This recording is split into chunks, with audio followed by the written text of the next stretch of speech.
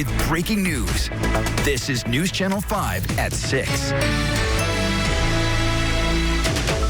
In a surprise move, Nashville General Hospital CEO Dr. Joseph Webb announced his resignation.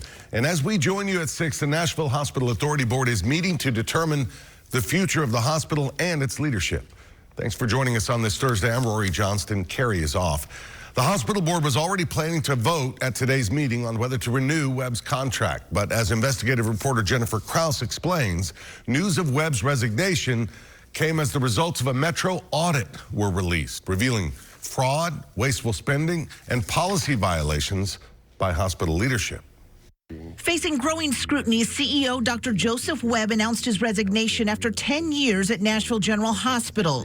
He shared the news with employees in a quickly called meeting Thursday morning, and according to those who were there, he read to them the letter he sent to the Hospital Authority Board the same day, informing board members of his decision, writing, "After careful consideration, I have determined that it is in the best interests of all parties involved to allow the organization to move forward under new leadership."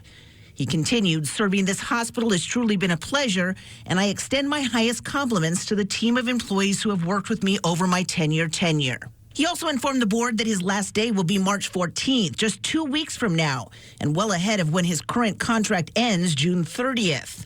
Webb, who makes nearly $1 million a year between his salary and benefits, made his resignation announcement less than 2 hours after the Metro Office of Internal Audit released the findings of an investigation into alleged fraud, wasteful spending, and policy violations occurring at the executive level of the hospital.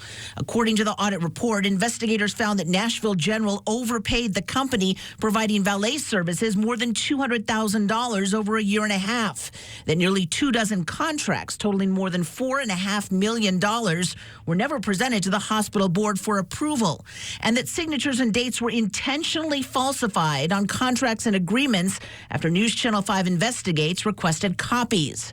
That audit also found that a doctor who is listed as a provider on the Nashville General website in fact does not work for the hospital or have a contract to provide services, but rather was allowed to set up and practice at 2 of the hospital-owned clinics and bill patients himself while paying nothing to the hospital. I am of the opinion that now is the time for a reset. Just days ago, the Hospital Authority Board, charged with evaluating the CEO's job performance, voted to not extend Webb's contract, citing ongoing financial issues and more. There are, inconsistencies. There are retaliation. There is favoritism and nepotism. There is some non-functional medical equipment. Disparity in hiring practices.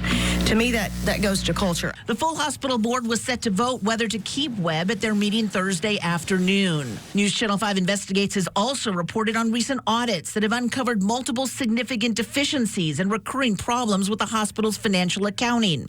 How the hospital pays former Metro Councilman Jerry Maynard more than $37,000 a month for public relations and lobbying work.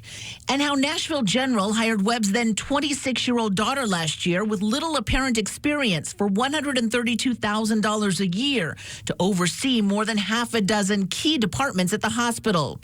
We have also reported on the running feud between the leadership of Meharry Medical College and the hospital, and how... And that is still in place now. Absolutely. Webb repeatedly assured the Hospital Authority Board that a professional service agreement or payment contract between the two was in place when it actually expired 2 years ago.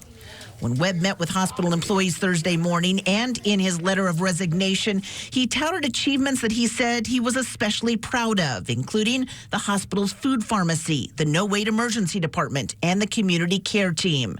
However, Dr. Webb's legacy may hinge more on what happens when the Hospital Authority Board meets Thursday afternoon to discuss the findings of the Metro investigation and his resignation.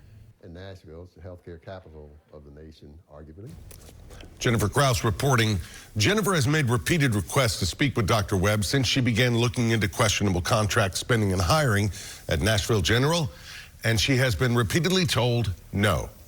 As you probably know, the hospital receives millions of dollars a year from Metro as the city's safety net hospital. Today, Mayor Freddie O'Connell released a statement saying, quote, "With the departure of Nashville General's current CEO in March, my team is committed to working with the Hospital Authority Board to name an interim CEO and ensure a smooth transition to new leadership.